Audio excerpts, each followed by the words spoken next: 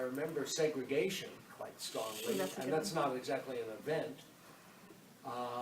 And you know, most of my life is after Brown versus Board of Education, but it was still segregation all the time I was growing up in the South. No African Americans in my school. They had their separate.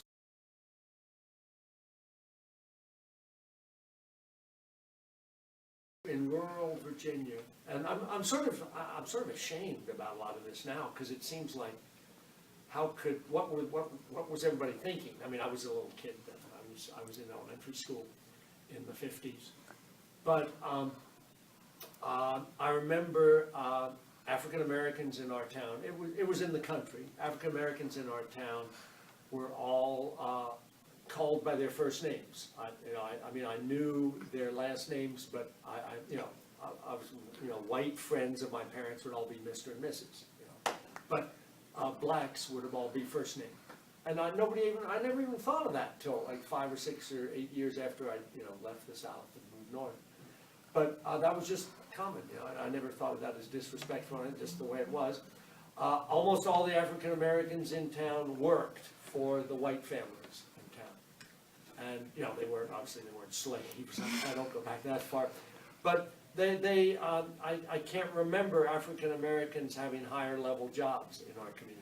It was almost all the white people had the whatever higher level jobs there were. The black people worked as maids, cooks, caretakers, gardeners, drivers, whatever, doing really minimum wage. And they lived in a different part of town. And their houses were visibly not kept, I mean, they were small, poor people's houses. So it really was a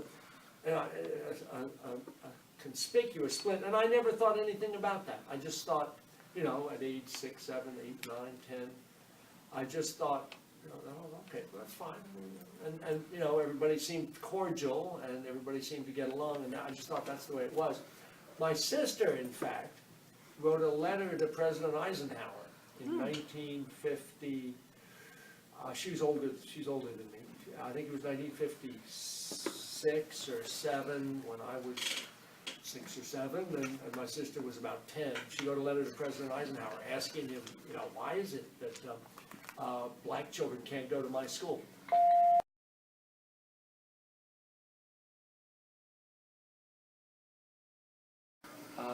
Both of these were senior year in high school, okay, and it was a boarding school. It was a boys' boarding school, which was weird in itself, but that's what it was. This school was very traditional, and it was in Connecticut, and it had been. I don't think the school had changed much in 50, 60, 70, 80 years. I think it was about the same as it was in 1900 or something.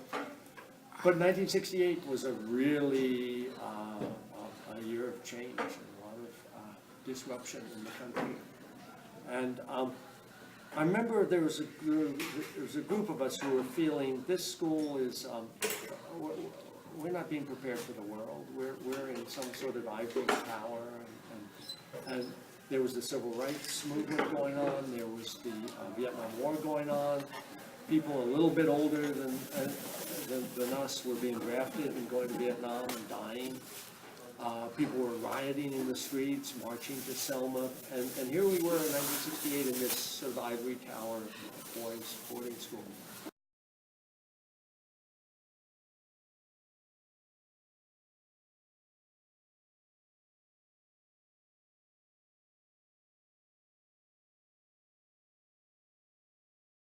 So we decided we were going to have a silent vigil, and the school was so strict. You had to wear coats and ties and go to classes and everything all day, and then nighttime you had study hall. And we just said, okay, we need to pay attention to what's going on in the world. So there was a group of about 15 or 20 of us had a silent vigil, we called it. And we said, we want the school to take note of our protest and to get in touch with the 20th century. and get in touch and help us to enter the real world and learn about, we need to spend time learning about Vietnam and learning about civil rights, and instead of, you know, the same classic education we've always had. So there we were in the morning when the headmaster and the teachers all got up to go to breakfast. There we were standing in a circle right in the middle of the common area there. And we were silent. And we just said, we're going to stand here throughout the morning. We'll take whatever punishment you give us for missing classes, missing breakfast. And there was strict punishment. You had to do 5 hours of work or something every time you missed a class or whatever. But, and they were so shocked. And, you know, silent vigil, big deal. You know, we do that today and nobody would even notice. But in that context, I mean, I think in any other context, you would have had to blow up a bomb or something to get noticed. But they immediately called emergency faculty meeting. So the whole faculty had to rush together to this meeting. And they didn't tell us everything that went on, but we got reports later. They were talking about there must be a communist on campus. There must be a communist plot. These nice boys, you know, they've been good boys, and they would never do this to us. We've been betrayed, and it must be a communist plot to support the anti-war effort, or to support the civil rights movement, this dangerous civil rights movement. And the faculty was just dumbfounded that this could happen. And it turned out actually that the school changed more in the year following that than it had changed in 50 years before that. They opened up the chapel services to sort of forums for political discussion, and they changed a lot of the rules. But it was interesting to see that political, you know, that was our version sort of a protest movement, and it wasn't. It was so minor compared to, you know, what was happening in so many other parts of the country. But that's what was going on then.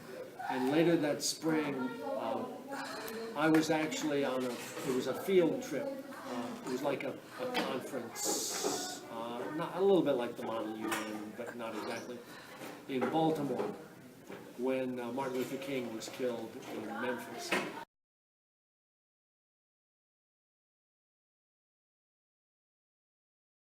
And I heard about it while I was staying with a host family there. And we were in the city of Baltimore, and people were really frightened. People were really frightened because I think Martin Luther King, he frightened people himself, but I think everybody knew, or at least by 1968, I think people had come to accept the fact that he's our best hope for resolving the conflict of black and white, of civil rights. And people thought, when he's now been killed. And I think people felt, okay, the forces of black power, or people were really, really scared of Malcolm X and black power. And there were quite a few riots in the cities. In Baltimore? There were demonstrations and riots in Baltimore. Yeah, I know there were riots in Newark.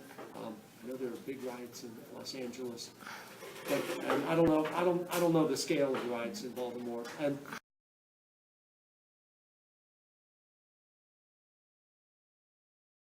I think right after the death of Martin Luther King, I'm not sure what exactly happened then, but people, the fear was palpable. It was really interesting. And I mean, it was such a sad moment.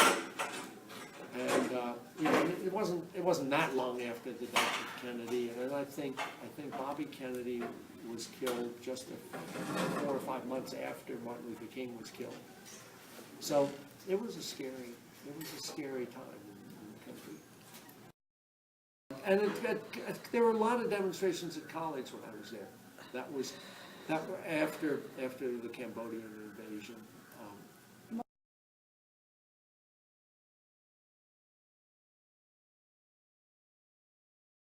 College was it? Princeton. Oh. Yeah. And they shut down. I feel like I should have known that. I mean, serious academic institution, I mean, obviously, and they take their academics seriously, but in April of 1970, they shut down. No more classes, whatever grade you got in the course, you can have it. You don't have to take the final exam. all because of the Cambodian invasion. People were demonstrating. They said, you know, your obligation now is to do what you think is right, whether it's protesting the war or, you know, learning more on your own, or, you know, we're shutting down classes, business as usual will not go on. So that was alarming, especially looking, I don't think they've ever done that since. But people were so upset about the war and the Nixon administration.